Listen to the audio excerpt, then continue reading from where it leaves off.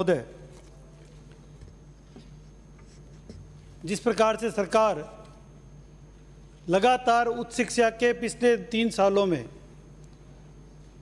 यदि सारे बिल देखा जाए जो सरकार लाई है उसमें 50% बिल केवल और केवल विश्वविद्यालयों को लेकर आई।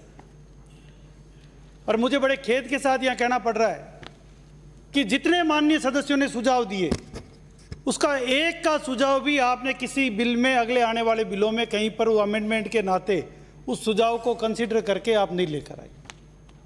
सरकार केवल संख्या बल के आधार पर मदहोश होकर जिस प्रकार की उच्च शिक्षा के साथ खिलवाड़ कर रही है, मैं सत्ता पक्ष के लोगों को याद दिलाना चाहता हूं कि 1950 में आप ही की पार्टी ने इस देश में शिक्षा की स्वायत्तता की बात देश में पहली बार की थी। और आज यदि जब भी शिक्षा का उच्च शिक्षा का इतिहास लिखा जाएगा तो राजस्थान का ये कालखंड उच्च शिक्षा में सबसे ज़्यादा गिरावट के लिए यदि कोई जिम्मेदार होगा तो वर्तमान राजस्थान की सरकार होगी। ये मेरे शब्द लिख लेना। सभापति महोदय, नए विश्वविद्यालय खोलने के लिए इस सदन का प्रत्येक सदस्य स्वागत करेगा, लेकिन उस विश्वविद्यालय कैसा खुल रहा है? अभी माननीय उपनेता जी ने बताया कि किस प्रकार से एक प्राइवेट कंपनी को, यानी सीधा सीधा जो बचपन से ज्यादातर नवलगढ़ से आने वाले सदस्य ने तो कई बार गिरफ्तारी दी है। शिक्षा का राजनीतिकरण नहीं चलेगा, शिक्षा का व्यवसायीकरण नहीं चलेगा, इस विषय को लेकर कई बार जेल गए हमारे साथ में। पर आज गलत साइड में बैठे हैं इसलिए हां भी करेंगे। सभापति महोदय, मैं इसलिए कह रहा हूं कि हम उस देश के नागरिक हैं जिन्होंने शिक्षा की पहल पूरी विश्व में जगाई और हमारे लिए कहते थे भारत के भरत खेलते शेरों की संतान से कोई देश नहीं दुनिया में बढ़कर हिंदुस्तान से। हम उस देश के नागरिक हैं जहां 2700 वर्ष पहले दुनिया का पहला विश्वविद्यालय तक्षशिला भारत में खुला था। और मैं आज इस सदन के माध्यम से धन्यवाद देता हूं नरेंद्र मोदी जी को कि उस तक्षशिला विश्वविद्यालय का पहली बार वैभव लौटाने का काम किसी ने किया तो नरेंद्र मोदी जी की सरकार ने किया। उस जमाने में 10,500 विद्यार्थी पूरी दुनिया के पढ़ने आते थे तक्षशिला विश्वविद्यालय के। हम उस वैभवशाली देश के नागरिक हैं। माननीय मंत्री महोदय, 1948 में पहली बार आप विश्वविद्यालय कब लेकर आए हो? 1948 में पहली बार सर्वपल्ली राधाकृष्णन जी की अध्यक्षता में यूनिवर्सिटी विश्वविद्यालय आयोग बना था।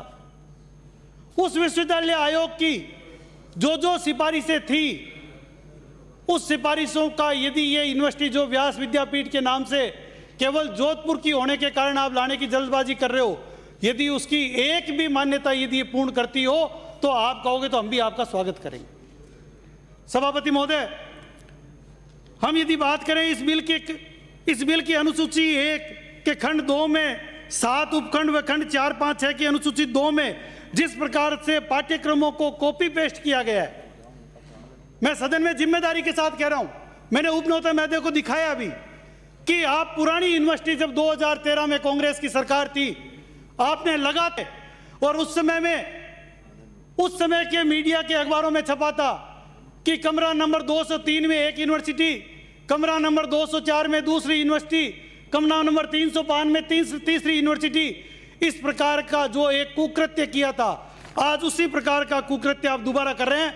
उस समय जो कॉपी पेस्ट किए थे उसी बिल को कॉपी पेस्ट करके वो के वही वापस आपने कोर्सेज लिख दिए, वो के वही सूचियां लिख दी, वो के वही कमरों की डिजाइन लिख दी, वो के वही हॉस्टल की डिजाइन लिख दी। आप देख ले चाहे उठाकर। सभापति महोदय, मैं इसलिए कह रहा हूं कि आज मैं धन्यवाद दूंगा कि आज सुबह के ही राजस्थान पत्रिका में सरकार की उच्च शिक्षा की पूरी पोल खोल कर रखी है। मैं यदि आंकड़े दूं तो साफ साफ लिखा हुआ है कि आपने 191 कॉलेज खोले हैं, जिनमें से कल की घोषणाओं सहित 155 कॉलेज शुरू हुए हैं। और उन 155 कॉलेजों की स्थिति क्या है? ये हेडिंग लिखिए, जुगाड़ के सारे उच्च शिक्षा, कहीं हॉस्टल में तो कहीं धर्मशाला में तो कहीं स्कूल में चल रहे हैं कॉलेज। हम इस उच्च शिक्षा की बात कर रहे हैं। उसी का परिणाम है कि आज राजस्थान में 104 कॉलेजों के पास अभी तक बिल्डिंग नहीं है जो आपने खोले। केवल उन्हीं के आंकड़े बता रहा हूं मैं। 50 के लिए तो आपने 1 रुपए का बजट का प्रावधान अभी तक नहीं किया है, 1 रुपए का। सभापति महोदय, 88 कॉलेज दड़बे जैसे जीर्ण शीर्ण कमरों में क्लासें चल रही है, जिनमें बड़े दुख के साथ कहना पड़ रहा है कि उसमें 3 यूनिवर्सिटीज भी शामिल है जो दड़बे जैसी जीर्ण शीर्ण अवस्था में चल रही है।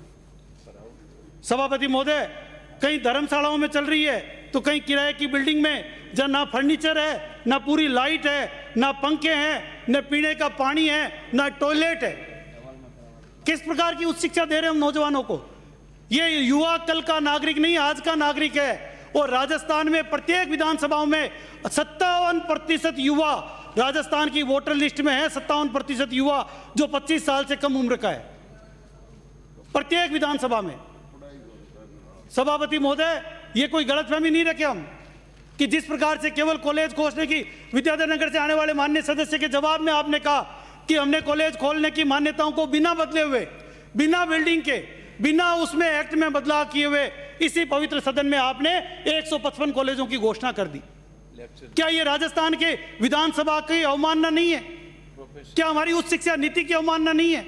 जहां एक तरफ पहली बार 30 सालों के बाद में देश के प्रधानमंत्री नई उच्च शिक्षा नीति देश में लागू कर रहे हो, और हम दूसरी तरफ इस प्रकार की शिक्षाओं को बढ़ावा देने के लिए प्राइवेट कंपनी को यूनिवर्सिटी खोलने की अनुमति दे रहे हैं, जिनके कैपिटल के बारे में भी यहां सामने आया है। सभापति महोदय, प्रदेश में 89 यूनिवर्सिटीज में से मात्र 17 के पास जो है विश्वविद्यालय के पास उच्च शिक्षा संस्थानों की गुणवत्ता चेक करने का जो मापदंड है, नेक एक्रीडिटेशन जो ग्रेड है, वो केवल 17 यूनिवर्सिटीज के पास है अभी तक। माननीय राजाखड़े से आने वाले सदस्य, मेरा निवेदन है कि आपको सभी मंत्री जी से जो काम है वो थोड़ी देर बात कर ले, ये कुछ मेरी बात सुन के लिख लेंगे तो हमारा भला हो जाएगा। मेरा आपसे निवेदन है माननीय सभापति महोदय, राजस्थान के 2413 कॉलेजों में से मात्र 80 कॉलेजों के पास नेक एक्रीडिटेशन है, मात्र 80 कॉलेजों के पास। ये हमारी उच्च शिक्षा की स्थिति है। सभापति महोदय, इंडिया रैंकिंग की तो बात ही छोड़ दो। आप इंडिया रैंकिंग की बात करते हो तो 10 में तो हमें एक भी यूनिवर्सिटी हमारी नहीं है, कॉलेज नहीं है, और 100 में से 3 है, वो भी केवल टेक्निकल कॉलेज हैं। एक भी हमारी ये बीजी, पीजी और यूजी की कॉलेज नहीं है जो कहीं पर जाती हो। उच्च शिक्षा के स्तर में 6 वर्षों में 50% की गिरावट आई है, 50% की, सारे मापदंडों पे रिसर्च में। सभापति महोदय, मंत्री महोदय, मैं आपको एक मेरी विधानसभा का छोटा सा उदाहरण दे रहा हूं। इसी सदन में माननीय मुख्यमंत्री जी ने सांगानेर में एक कॉलेज खोलने की घोषणा की थी। हम विपक्ष में होकर के हमने ताली बजाई थी कि मेरे विधानसभा क्षेत्र के नौजवानों का भला होगा, लेकिन मुझे बड़े शर्म और दुख के साथ कहना पड़ रहा है, काश तीसरे साल में भी वहां केवल 6 लेक्चरर, टोटल स्टाफ मिलाकर केवल 6, 450 बच्चों ने एडमिशन ले लिया, और एक स्कूल की कॉलेज के स्कूल के कमरों में से 3 कमरे रोककर स्कूल के कमरों में से 3 कमरों में कॉलेज चल रही है, केवल 3 कमरों में। 3 बार मैंने पत्र लिख दिया, जगह मैंने बता दी कि ये 27 बीघा जगह पड़ी है, फंड के लिए भी कह दिया कि आपको जरूरत होगी उतना फंड मैं विधायक कोष से देने के लिए तैयार हूं, आप बिल्डिंग बनाने की शुरुआत करो। लेकिन राजस्थान की सरकार को केवल घोषणाओं की चिंता है, कॉलेज की चिंता नहीं है। आज वहां का विद्यार्थी दर दर की ठोकरें खा रहा है, और उस विद्यार्थियों का भविष्य अंधकार में है। उसी का परिणाम है कि राजस्थान में बेरोजगारी की दर हिंदुस्तान में सबसे ज्यादा है। जो कल आप टेबल बजा रहे थे बजट के समय, लाखों नौकरियों की घोषणाएं कर रहे थे, मैं आपको कह रहा हूं, सौगंध खाकर अंतरात्मा की आवाज से कह दो कि ये वाकई नौकरियां मिली है, तो राजस्थान बेरोजगारी की दर में देश में अव्वल कैसे आया? इसका जवाब कौन देगा? सभापति महोदय, केवल इतना ही नहीं, आप ये देखें कि आज हालत क्या है। हमारे यहां पर एक महिला महाविद्यालय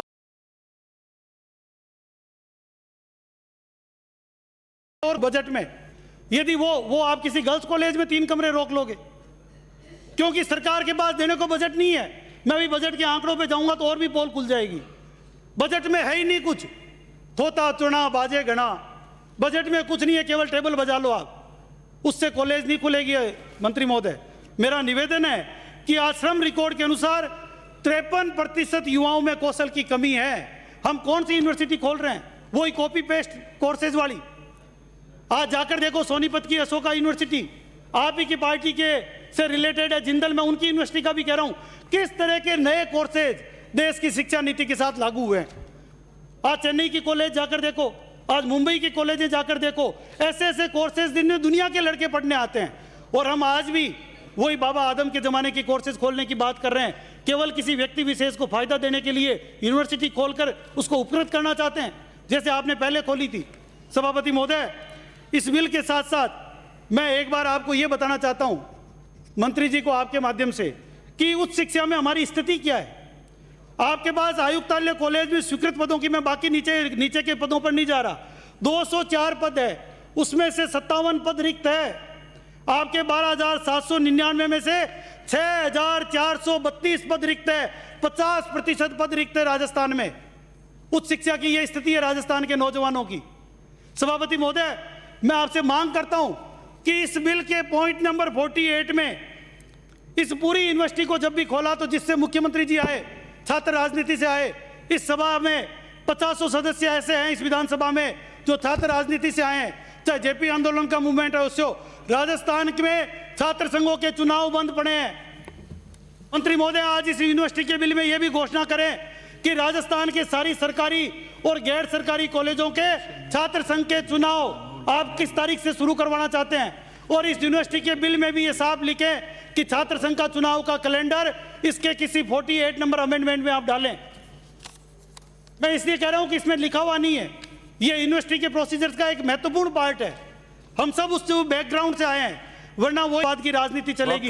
इसलिए मंत्री, सभापति महोदय, बस 2 मिनट का और समय। सभापति महोदय, इसके साथ साथ मैं इसमें खुलासा नहीं हुआ कि अनुसूची की बिंदु संख्या 2 के अनुच्छेद 1, 2, 3 के ख और 4, बिंदु संख्या 2, बिंदु संख्या 4 के 1, 2, खंड 3 और खंड 4, बिंदु संख्या 5, 6 और 7, यह सुविधाएं वर्तमान में विद्यमान है या भविष्य में होगी। आपने ये तो लिख दिया बिंदु में कि ये सुविधाएं होगी, ये वर्तमान में है क्या, इनका इंस्पेक्शन हुआ है क्या, ये सब तैयार है क्या? यदि नहीं है तो क्या ये किराए की बिल्डिंग में चलेगी या कितने समय में बनकर तैयार होगी? क्योंकि आपके बिल में आपने लिखा है कि ये सुविधाएं होगी, तो ये सुविधाएं है, यदि नहीं है तो यूजीसी से अप्रूव नहीं होगी, और यदि है तो आप घोषणा करें कि है। क्योंकि मैंने जो जानकारी ली है, ये एक भी सुविधा वर्तमान में वहां पर मौजूद नहीं है। श्री बिहारी लाल। सभापति महोदय, इसके साथ साथ ही मैं आज जिस प्रकार से, सभापति महोदय 2 मिनट और लूंगा। नहीं, इसी सदन में, इसी सदन में NLU में, सभापति महोदय मैं बिल पे ही बोल रहा हूँ, एक मिनट मैं बिल पे ही बोल रहा हूँ सभापति, मैं अलग से नहीं बोल रहा। आप फ्राइडे है, सभी जाना चाहेंगे, इस तरह से यदि आप 15-15 मिनट लेने लगेंगे तो मैं बिल्कुल अलाउ नहीं करूंगा। अब आप बस समाप्त करें।